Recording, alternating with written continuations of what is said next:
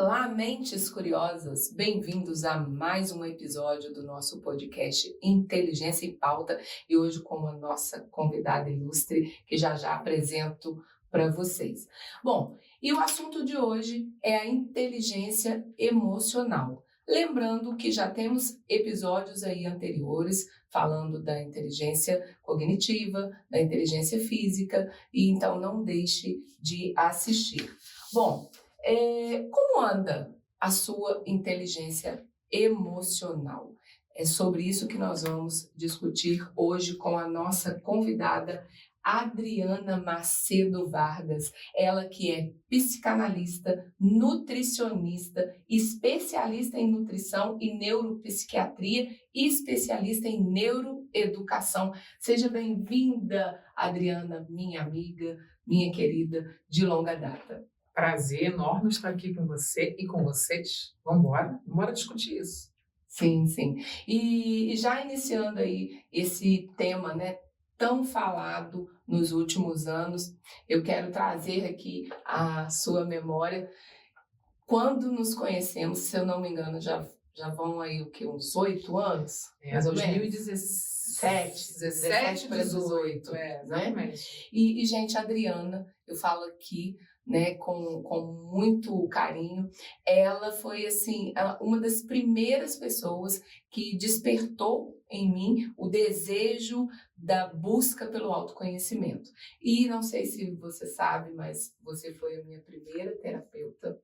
Até então, eu tinha um certo preconceito, né, com psicólogo, psicanalista, talvez pela religiosidade, né, por eu achar que tudo se resolvia no âmbito espiritual. E não é por aí, tá, gente? Por isso que esse canal aborda bem detalhado os tipos de inteligência que nós temos, que inclusive inteligência espiritual, que nós vamos falar aí também mais para frente. Sim. Bom, professora, seja bem-vinda.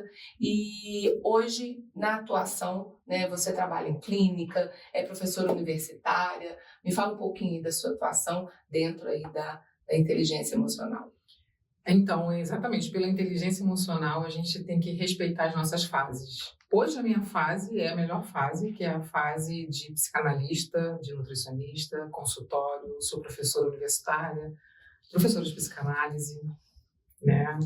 Isso é muito, mas é exatamente o que cabe para essa fase. E a gente precisa respeitar a fase, né? A gente vai falar sobre isso. A nossa inteligência entende as fases da nossa vida. Sim. Interessante é que, né, todos nós temos inúmeras habilidades e diversos tipos de inteligência. Bom, professora, eu venho, né, há algum tempo pesquisando muito esse assunto e a inteligência emocional, ela tem feito muita diferença a partir do momento que eu comecei a busca, né, pelas ferramentas certas para que eu pudesse desenvolver. E um dos pesquisadores que eu utilizo muito, que eu leio muito, que eu faço cursos, é o Daniel Goleman. Sim. A senhora conhece, né? Sim. E dos pilares aí que ele fala sobre a inteligência emocional é, primeiro, esse autoconhecimento, né? Que foi o que eu falei aqui sobre as primeiras terapias, né, com você. Esse autoconhecimento, ele perpassa em todos os setores, né? Ele vai influenciar todos os nossos setores de vida, né? Não só o próprio bem-estar pessoal, não é mesmo? Sim. E esse autoconhecimento, com base na psicanálise, ele vai fazer você descobrir aquilo que vai fazer você parar. Quais são os seus fantasmas? Quais são os seus gaps? Quais são os seus traumas? Porque se você conhecer seu inimigo, você sabe lutar. É verdade. Então, quando você descobre as suas fragilidades, você consegue entender a hora que ela está mais inflamada. Sim. Né? Então, não é descobrir só as coisas boas, principalmente descobrir, ora, eu vou parar porque eu não consigo. Peraí, você não consegue por quê? Aí começa o nosso desafio em terapia. Entendi. Descobrir nossas crenças limitantes, aquilo que faz a gente parar. Sim. Não, entendi. E ele aborda também o autocontrole, né? Então, acho que o autocontrole a gente só consegue desenvolver a partir do autoconhecimento. Sim. Né? Se eu sei até onde eu posso ir, os meus limites, eu começo a desenvolver esse autocontrole. Sim. Né? E a empatia também, né? Acho que a empatia é se colocar no lugar do outro, né? Eu acho que além de se colocar no lugar do outro, é você conseguir sentir o que o outro está sentindo. Exato. E isso resolve bastantes questões no dia a dia, né? Resolve porque hoje a gente está falando, parece até marketing, mas é bem real, que são os networks. Então, com a empatia, você consegue se relacionar. E você sabe que para o seu sucesso acontecer, você precisa ter relacionamentos. E relacionamentos profissionais são relacionamentos também. Sim. Então, as pessoas que acreditam que se fechar e se guardar em algum canto vai conseguir ter sucesso, não vai. Então, a empatia tem a ver com relacionamentos. E o Daniel Goleman, ele fala também sobre a habilidade social. Exato. Então, eu acho que entra justamente aí nesse viés. Exatamente. Né? De você saber lidar com o outro, né? Entender o posicionamento do outro. Sim. E evitar o julgamento. É bonito falar, gente, parece fácil, mas não é. É um exercício diário. Sim. Né? É igual eu costumo falar aqui, as meninas sabem disso, sobre o treinar o nosso músculo da inteligência, né? Que é como academia. Não adianta você querer um resultado da noite para o dia se você não colocar em prática. E você só treina com as situações que acontecem. E você precisa querer treinar, porque dói. Né? Então, na primeira situação que você vê assim, tá machucando, perdoar alguém, dói. Não é fácil. Se tiver algum conflito e você sente o seguinte, está me machucando, é igual na academia, tá doendo o meu músculo da perna. Então, continua. Sim.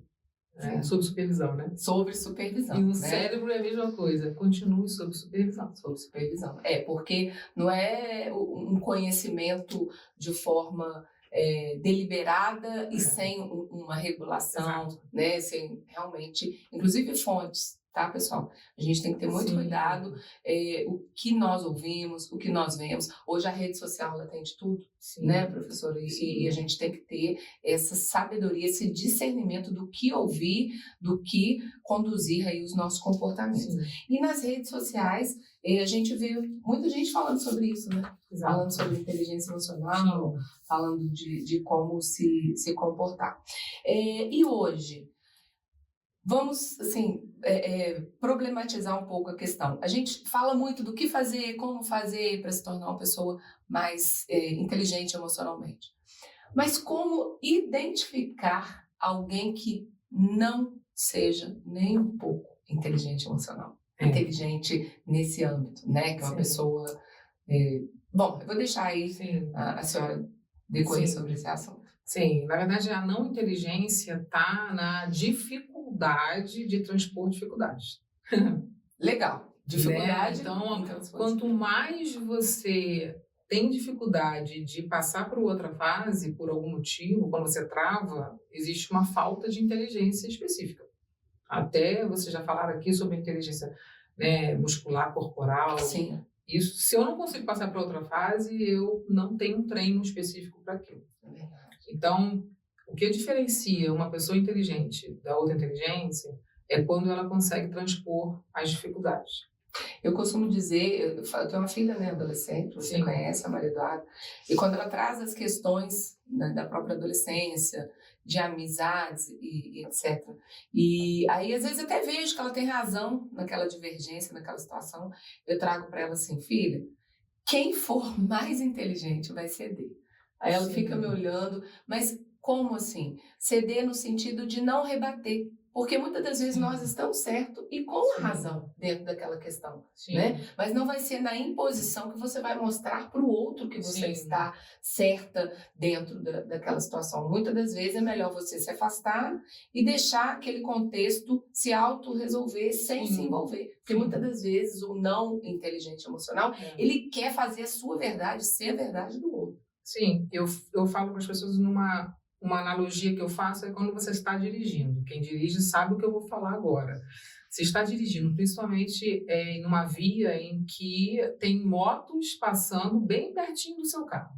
Se numa dessa passagem da moto, a moto leva o seu retrovisor lateral, e isso eu já vivi isso, não de levar, mas de encostar, na mesma hora eu penso, bom, o que é mais barato? Não é nem barato financeiramente. O que é mais barato, até emocionalmente? Sim.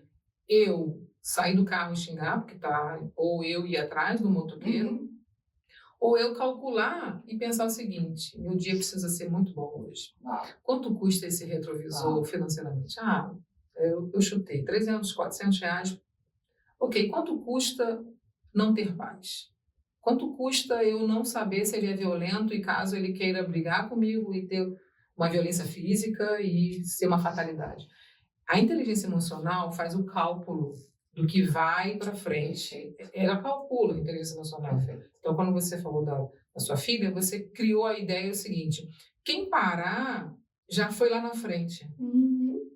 Já foi, criou e ali todas as consequências e o custo disso. Sim, sim. E fantástico esse seu exemplo, porque ele é rotineiro. Exato. Todos os dias nós temos situações assim, Sim. né? E se você dá essa respirada, né? Exato. E sabe uma coisa que eu achei interessante? Vou te convidar a fazer aqui, bem rapidinho, quem está nos assistindo. Respira, se posiciona aí, faça uma respiração bem profunda. Você conseguiu pensar enquanto estava respirando? Não.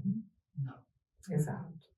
E você que é da área da nutrição. Sim. No momento que a gente manda mais oxigênio, né? É a pausa para vir uma ideia diferente. Sim. Aconteceu qualquer desafio, literalmente, gente. Eu estou exercitando isso no meu dia a dia.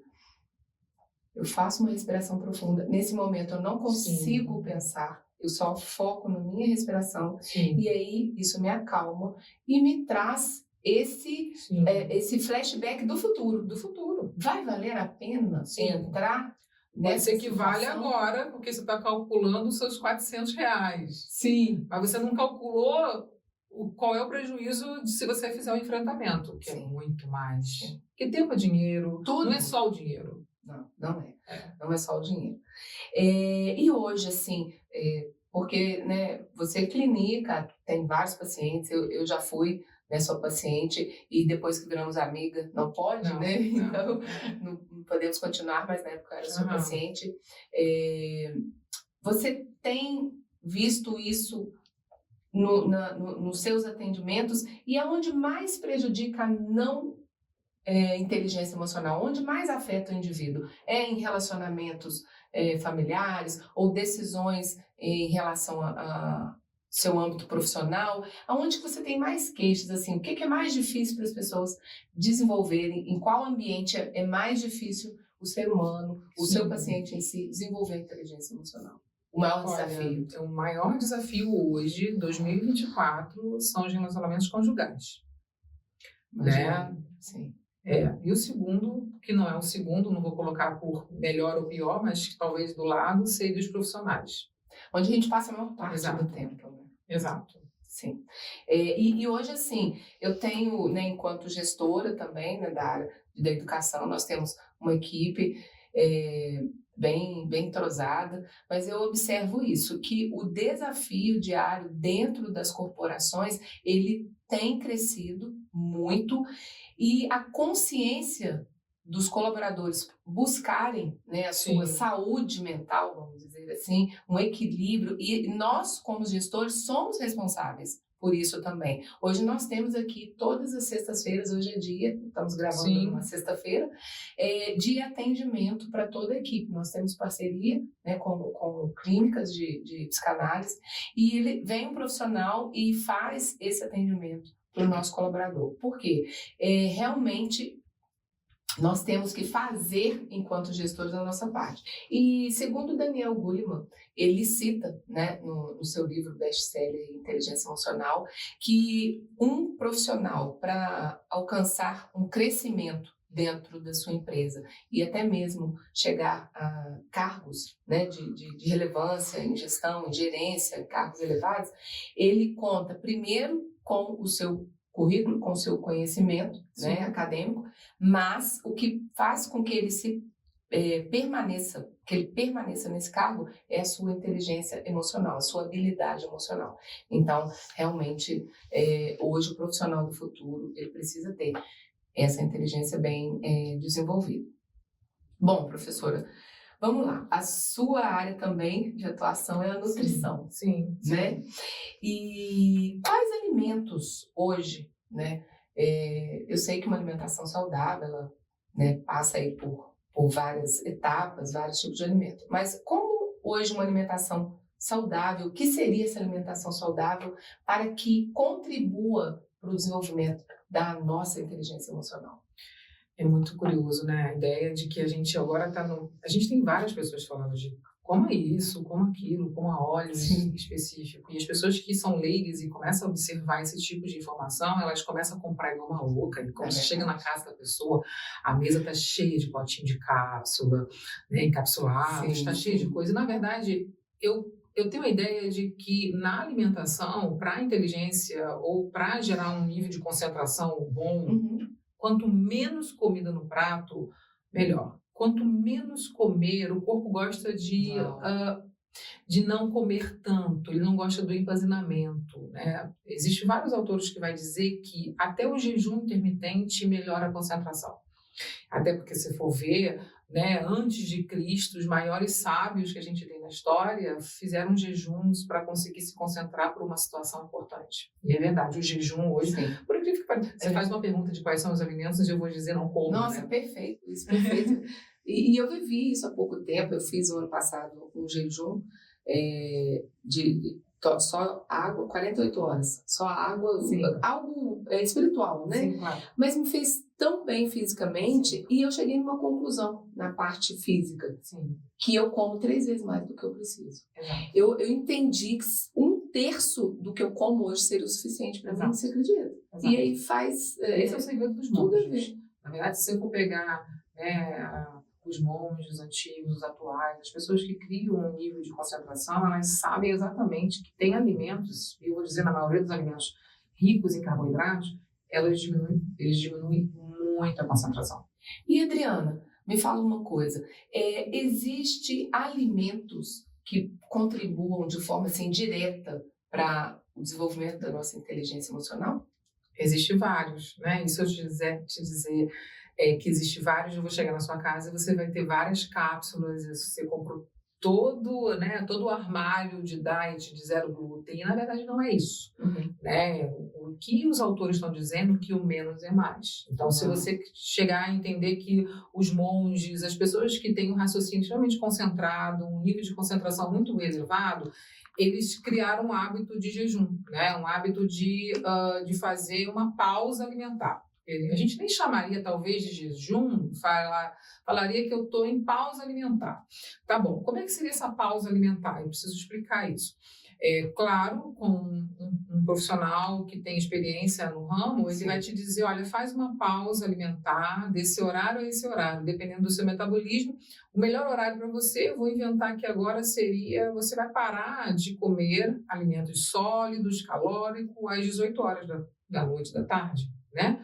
E você vai dormir, claro, você vai continuar bebendo água, chás, coisas líquidas para hidratar. E aí, quando você acorda, você bebe água, líquidos, e você vai passar a comer de novo mais ou menos às 11 horas da manhã. Então, só para a gente ter uma ideia, umas 13 às 16 horas de pausa, a mente fica perfeita.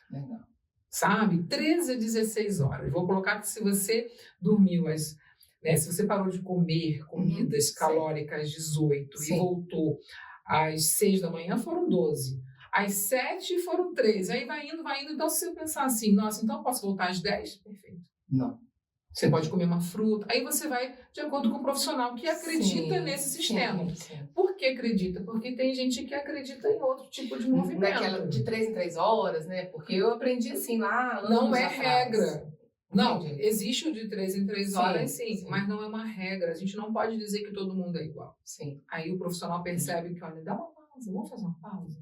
Uma pausa alimentar, porque você está ansiosa, você está desconcentrada. E aí na saúde mental, a gente percebe que a pessoa precisa de uma pausa. E é tão legal o resultado.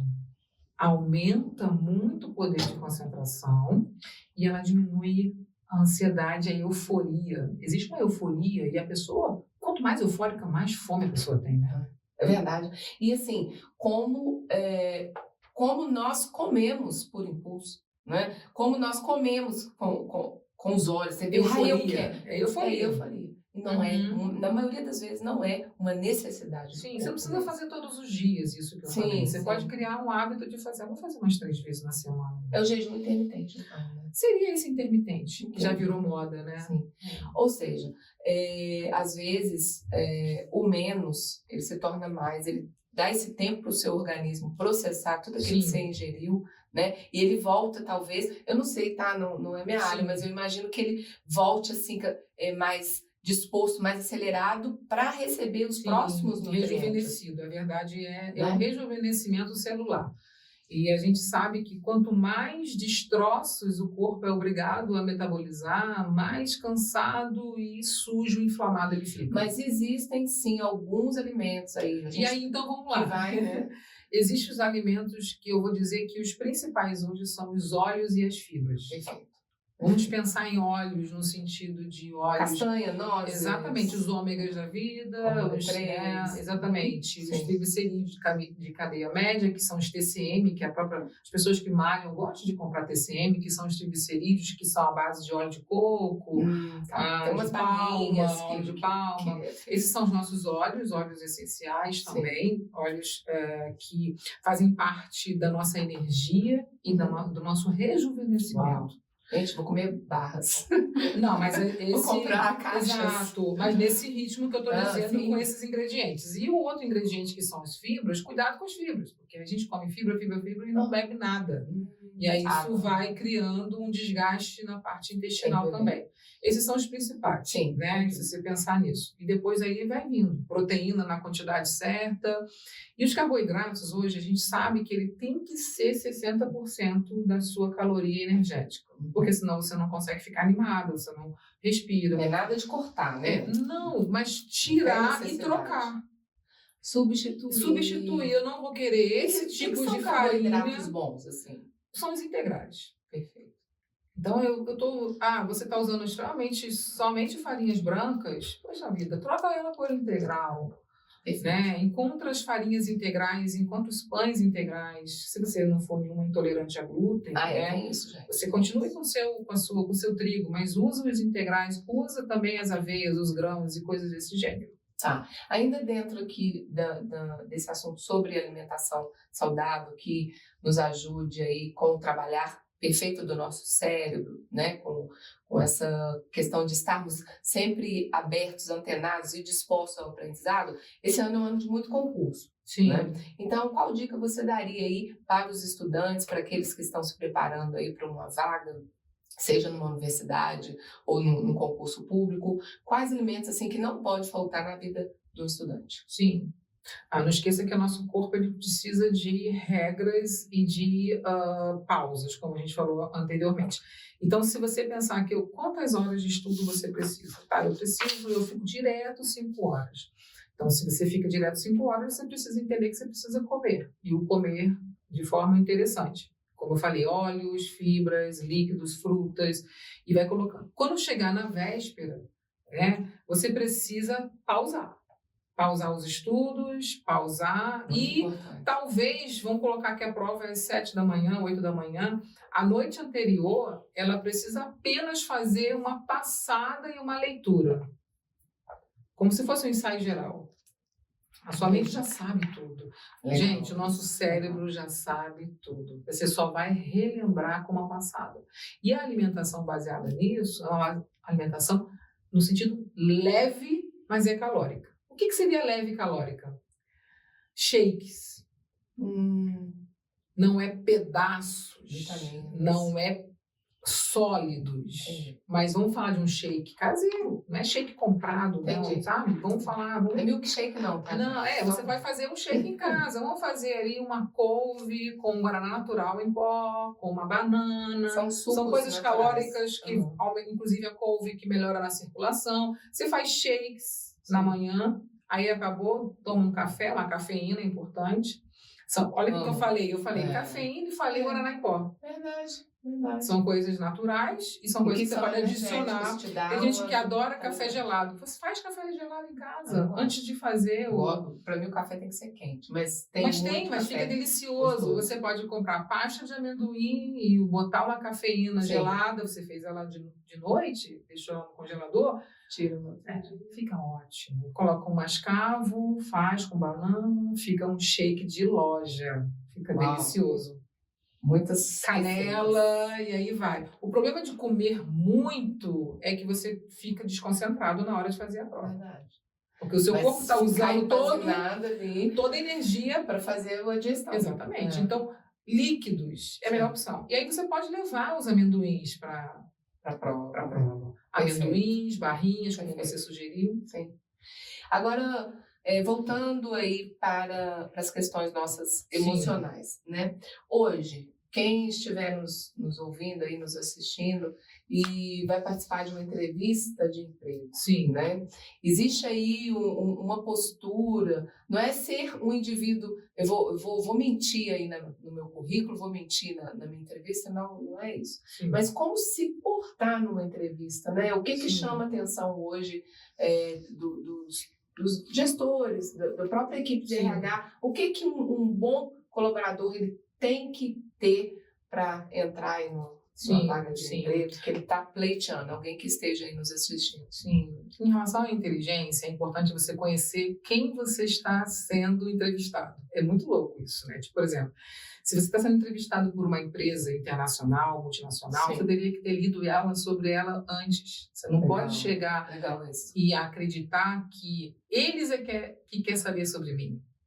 Então, eu vou chegar ali, né, e vou sentar e vou ficar só respondendo ao que me é perguntado. Não. Isso é um objeto da passiva. O objeto da passiva são pessoas que se posicionam esperando que o movimento venha do outro. E, na verdade, quem vai fazer uma entrevista precisa saber quem vai ser o meu entrevistador, não quem pessoa, mas quem empresa. Quem ele representa. Então, se ele representa uma empresa X, eu vou ler sobre ela. E eu vou entender o que eu posso oferecer para ela. Então, é o objeto da ativa. Você se torna um sujeito da ativa na sociedade.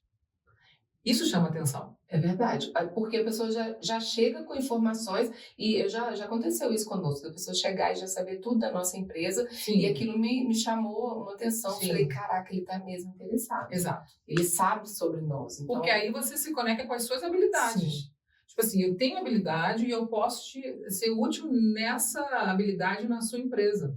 Uau. Você sai da passiva das entrevistas e se torna um objeto da ativa. Né? Isso é relacionamento. Né? Sim, muito legal. E já também para um gestor, um líder, um gerente que esteja aí nos ouvindo, qual que é o posicionamento dele em relação à sua equipe, usando já aí também pela nossa visão aqui da inteligência emocional? São gerenciamentos de conflitos.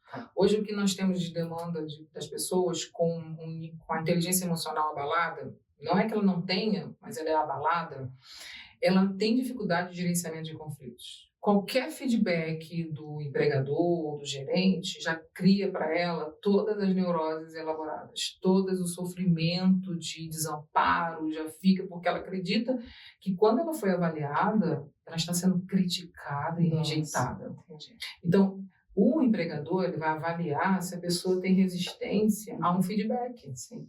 Se o empregador não gostou daquela entrega, ele tem que ali na hora da entrevista fazer esse movimento para saber se a pessoa tem essa entrega. E lembrar sempre aquela máxima, né? O elogio em público, Sim. Né? A advertência em reservado, né? Sim. Porque isso também é muito importante, o líder entender isso, não expor o colaborador. Sim. Né? Isso faz parte aí da inteligência emocional. Claro. Você acredita, Adriana, que temperamento é genético? Ou nós podemos mudar o nosso temperamento? Eu nasci assim, eu sou... Ou não? A gente pode moldar. Sim. O que você acredita? A ciência já está explicando que a gente tem uma herança ambiental. Né? Então, é muito mais forte a herança ambiental do que a herança genética propriamente dita, a nível cromossomial, a nível celular. Então, se eu for pensar que a porcentagem é maior a nível ambiental, então sim, nós herdamos pelo ambiente. né, pelo ambiente, mas não tanto pela parte genética. Então, qualquer um pode trabalhar, sim, né, o seu comportamento e mais do que isso, desenvolver aí as suas habilidades emocionais. Sim. Né?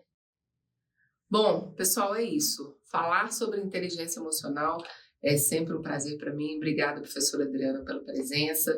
E vocês continuem ligados aí, porque toda semana nós temos conteúdo novo aí na nossa página. Inclusive, quem ainda não nos segue no Instagram, anote aí, Raquel.francaoficial. Toda semana também nós temos conteúdo lá no nosso Instagram. Bom, ficamos por aqui com a Inteligência em Pauta e até a próxima, pessoal.